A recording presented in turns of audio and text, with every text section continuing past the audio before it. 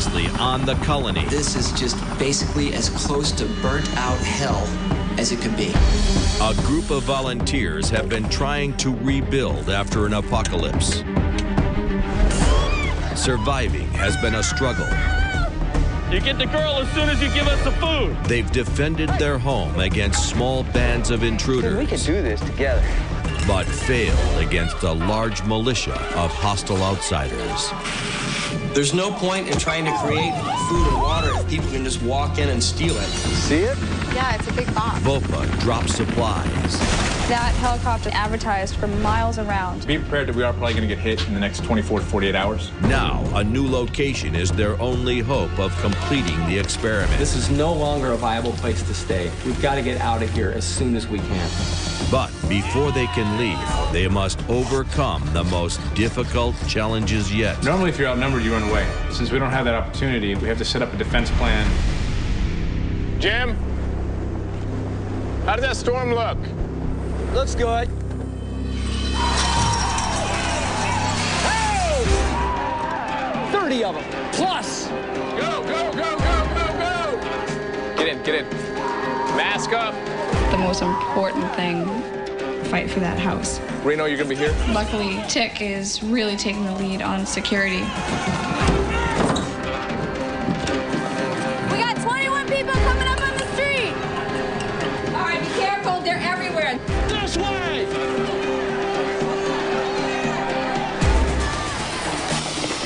Let's go!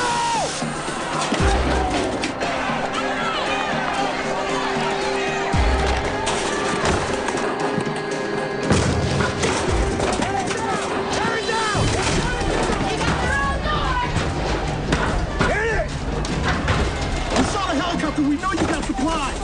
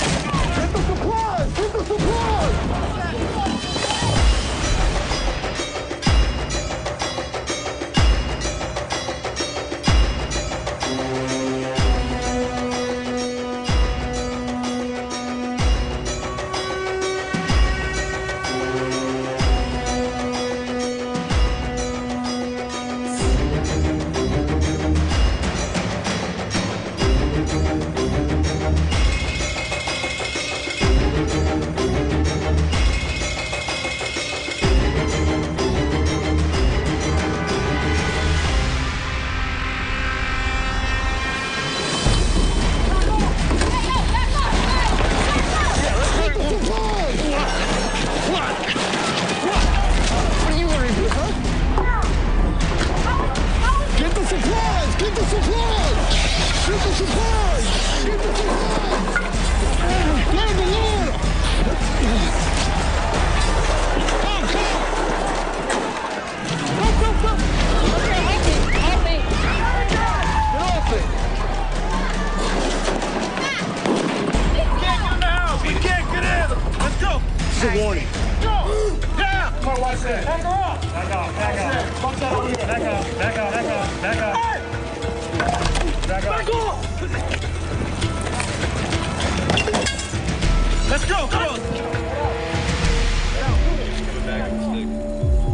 Everyone saw today that the plan we had, in effect, even if it's a mob of 20 people comes in, that we can win.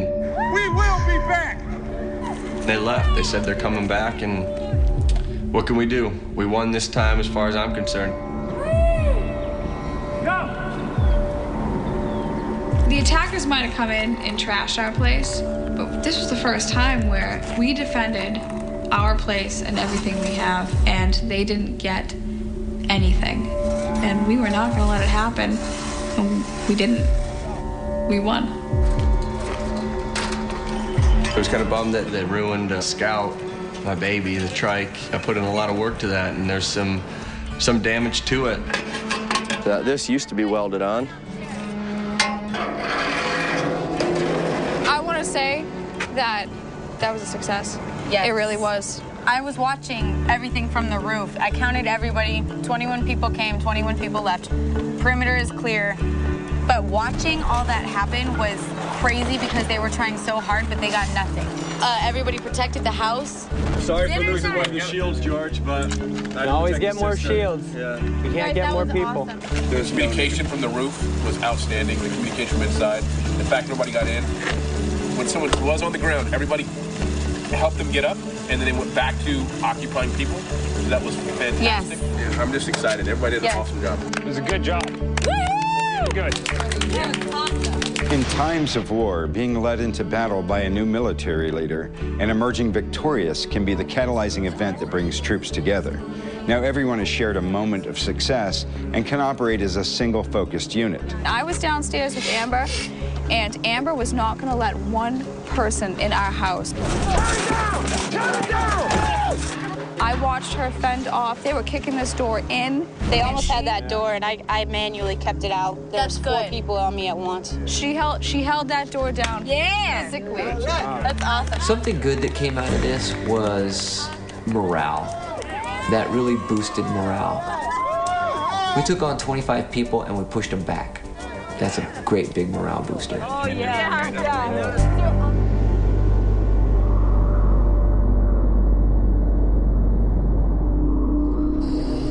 The whole experiment itself is very trying.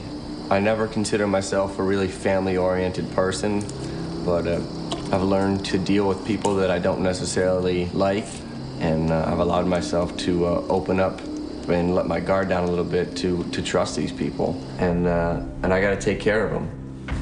It's a hard life, and to be a Christian in an environment like this makes it even that much more difficult, because the thinner I get, the hungrier I am, the more unsafe I feel, the weaker I've become spiritually, and it's very difficult to be the Good Samaritan and love thy neighbor when you're starving.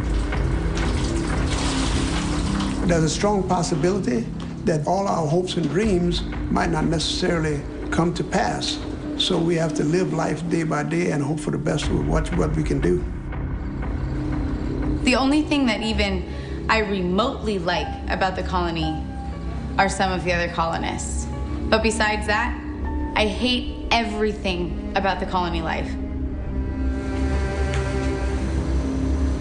I've wasted a lot of energy trying to prove that I'm independent, trying to prove how strong I am. And I realize now that I don't have to prove anything to anybody. The reality is simple. In the colony, we are family. Families don't always like each other, but they're family, and they do things that they have to do to survive. I want this to be a defining moment. I want the colony to succeed.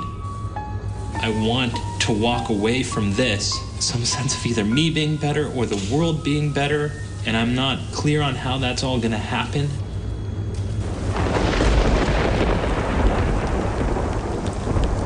I think we're all starting to feel the effects of our environment. We're doing hard work with limited supplies, limited knowledge, and limited tools, and we're being attacked by random-sized groups that all want different things.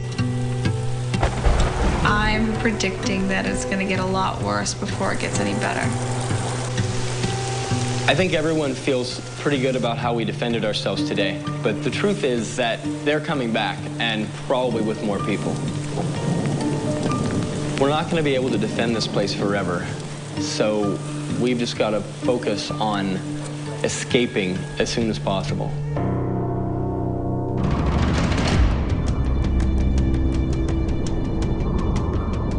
All right, the scout boat's done. It's in the water. I know we're all talking about going out on a scout, and I think this morning is the morning for it. And I think Michael, Amber, Jim, and Tick should go. We're going to be looking for food, but really, one of the biggest reasons that they're going out is to scout the river. And that's really important. We want to make sure the boat that we're building is going to fit down the river, for one, and we want to see where this canal goes. Sally, I think given the workload that we have invested in this trip, we're probably going to plan on going overnight. Okay. So if you guys can just not worry and know that we'll be back sometime tomorrow. Yeah, let's hustle it up. Certainly, Amber, Michael, Jim, and Tick have the most experience, whether it be trapping, hunting, skinning, butchering. They're like the meat people. That's what they're good at. You know, they have more experience than any of us. So even though they're all playing major roles in the projects that we have going on now, they were the best choices for actually going out and hunting and trapping in the bayou. Carrying her when she was walking right with it. At least the boat's still here. Is it? Is it still here? Oh boy.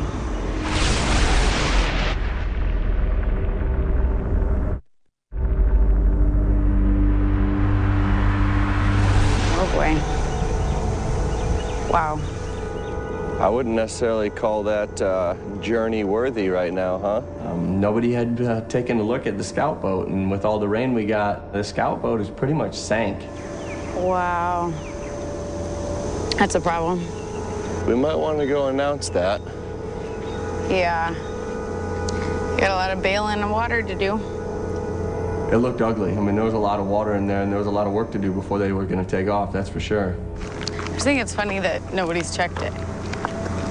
Like, they're all getting ready and packed and everything, but nobody thought to check the boat after a big rainstorm. Well, the boat is underwater.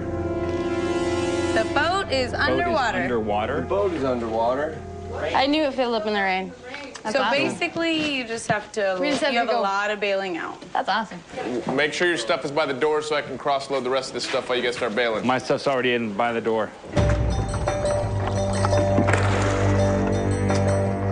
Around here, I don't really expect anything to go as planned, so the scout boat being 2/3 underwater was not too much of a surprise. Ready? Yep, behind you. So the boat's floating? That's a good sign. Yeah. That wasn't too bad. Nope. We all got sleeping bags or wool blankets, right? Yeah. Yes. We just basically bailed out the scout boat, and Amber, Tick, Michael, and Jim just got in, packed their things, and as much as I know we have to leave here, it is still nerve-wracking because I don't know what the bayou's gonna hold, and I don't know what's gonna happen. Bring us back lots of food, please. Be careful. You know, who knows what goes on outside of our gates. With the scouting mission underway, all focus in the compound shifts to the big boat. The projects that we have left on the escape boat? Prop. Amber's gone, so I'm taking over on the propeller right now. Cyan's gonna help me. Yep. Motor. Yes. And if you need help with that, as always, you can grab me. 4 weeks ago, the colonists scavenged an 80-horsepower aircraft engine from a crash site 3 miles away. Now, auto mechanic Sally needs to repair the engine's damaged throttle. A throttle is basically a gas pedal. This is fantastic. Yeah, this is what I was looking for. Because the throttle controls for this airplane engine were completely destroyed in the wreck, I need to come up with some sort of new control system for the throttle. If I make a throttle control and it breaks, these carburetors will go into wide open throttle, and you know, the potential of it throwing the propeller off or blowing itself up is huge. She uses a batch of Michael's ethanol for a test run. I just want to see it drink some fuel. I didn't expect the engine to fire and run.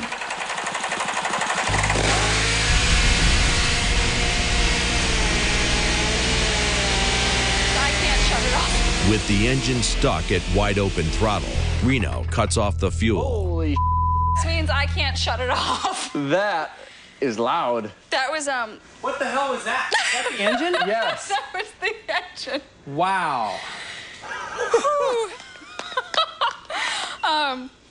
Well, Yeah, you know what? This day just keeps right on rolling. guess what? Seriously. She runs. She runs.